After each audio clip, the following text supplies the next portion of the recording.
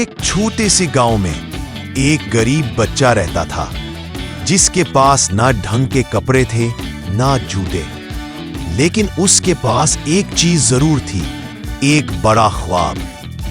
रात की खामोशी में वो चिराग की हल्की रोशनी में बैठकर पढ़ता और सुबह दूसरों के घरों में पानी भरकर अपनी मां का सहारा बनता।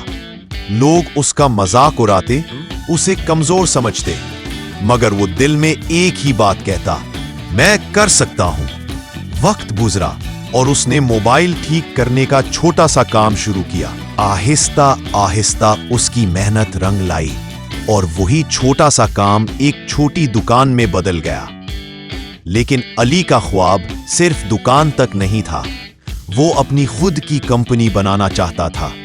लोग हंसते, मजाक उड़ाते, कहते ये मुमकिन नहीं, मगर उसने हार नहीं मानी।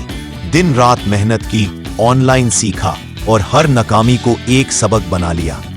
5 साल बाद वही लड़का जिसके पास जूते तक नहीं थे, आज एक कामयाब कंपनी का मालिक था।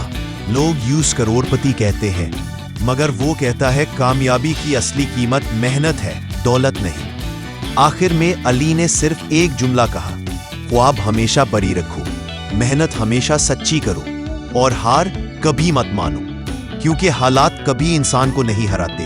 हारता सिर्फ वो है जिसका इरादा टूट जाए।